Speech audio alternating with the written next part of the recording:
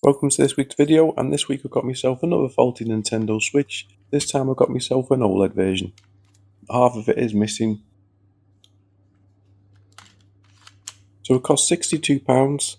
Again, there wasn't much in the description other than saying it was faulty.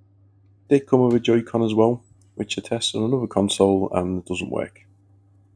So it turns on, as you can see. It's got an absolutely battered screen, so it's really scratched to hell, which isn't good. So I tested it for a couple of days, and the only issue that I found was the battery was draining really quickly. It was draining overnight. So do as I go on screen, you need to turn off these notifications for each of the users. Once you turn these off, the quick drain battery stops and it goes back to being normal. So as you can see here, we've got really bad scratches on the screen. There's not really much of an option here. Replacement screens are quite expensive, so that really wasn't an option. So now that I've got myself a working console, I decided to order all the parts that I need. So all these bits were ordered from AliExpress, so we can start putting it back together. So we just need to get our iFixit kit out. So first things first, I want to sort this screen. So they do have screen protectors on them, which you aren't supposed to remove, but I'm going to have to because of the damage. So I'm applying hot air to the edge of the area, and then just moving it around. You don't want to be leaving it on the screen for too long because you are going to damage the screen. And then the best thing that I found to do was to use thin blade flat against the screen, and then just gently slide it in along the side, and then you'll be able to catch it and then get underneath this screen protector. This screen protector is not supposed to be removed, but I don't have any options, so I am going to have to remove it.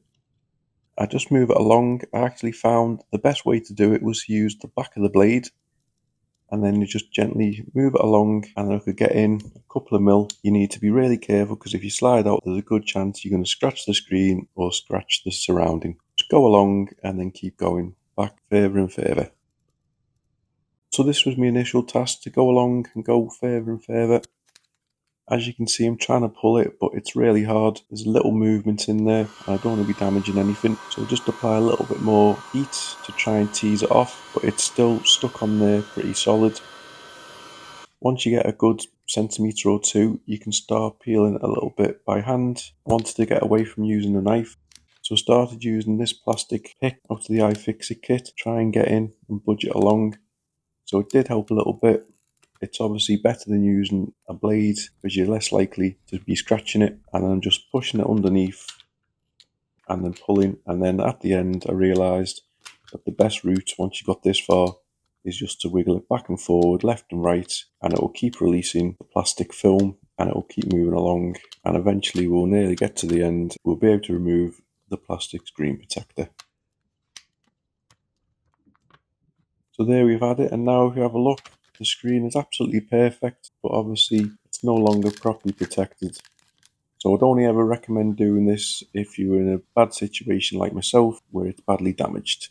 So I'm just going to quickly plug it back in and turn it on, and then give it a quick test to make sure that none of the touch functionality has been affected by removing this screen protector. I haven't read anything to say that it does, but I also haven't read anything to say that it definitely doesn't. So everything seems to be working fine.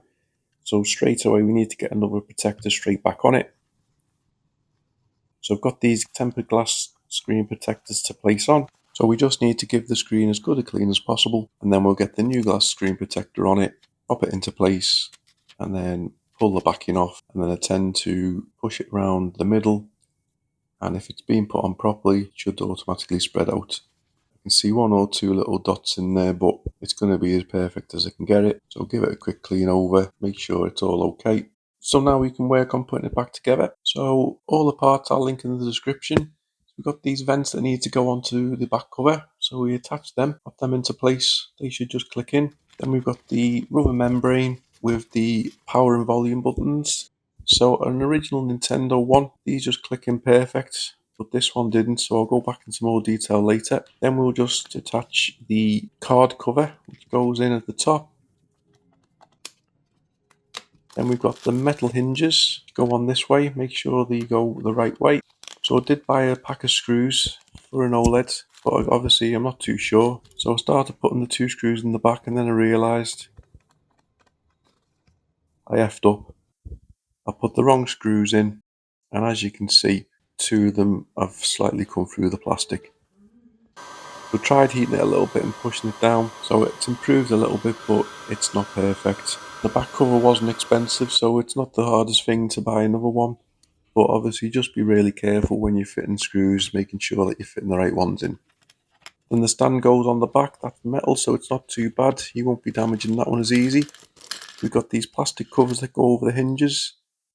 You just clip on either side and within the hinge. We do that on both sides, and then when it opens up, it looks all nice and tidy. So there's a nice motion when it opens and closes, and it looks all nice and neat. And then a screw goes in either side just to secure it. So that's the back cover completed. Now we just need to move on to the switch itself. So here's the heat shield that I had to order. Just remove the plastic backing, and then we'll reconnect the battery. Make sure you've got thermal paste in there. And then we just need to attach the antenna, which is routed around this way. So we make one connection. You just need to be careful because obviously we've got a battery connected now and we don't want to be shorting anything out. And then we've got this other antenna in the corner,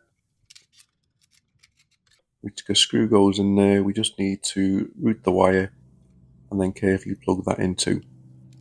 So I'm just going to turn on the switch and make sure that it connects to the internet, so we know that the Wi-Fi and the Bluetooth working fine. So just put my Wi-Fi password in, and as you can see, we've got a connection. So just smart up. It does normally have a little bit of tape holding these in, but I don't have the tape, so I'm just going to use some Kapton tape just to keep the wire in place to make sure it doesn't get in our way. Then we put the remaining screws back in. Now this was the hardest part for me because the membrane wasn't fitting in properly. I was having an absolute nightmare stopping it from falling out. So in the end I had to use a bit of Kapton tape on the outside to hold the stickers in place. I had to angle it at the top so the membrane didn't fall out, and then clip it round the top and then go to the bottom where the vents are to make sure they worked. And then as we turn it on, we can check that the power button works and the volume buttons work. So we now know that they are all lined up properly. Even though it was a bit of a mission, we've got it working fine. Then all the screws go back in the back. There is a parental code password on there, but luckily it was a nice easy guess, a 1, 2, 3, 4, so we can get rid of that straight away. And then we attach our Joy-Cons. The Joy-Cons work fine, there's no disconnecting. And then there we got it. So a nice fully working Nintendo Switch Oled. It's the red version. Unfortunately, I couldn't get a red backing for it, so I had to go with the black. Nice Nintendo Switch. No marks on the screen anymore. And it's all ready to be hard modded and then passed on. So thanks very much for watching. Please like, comment and subscribe.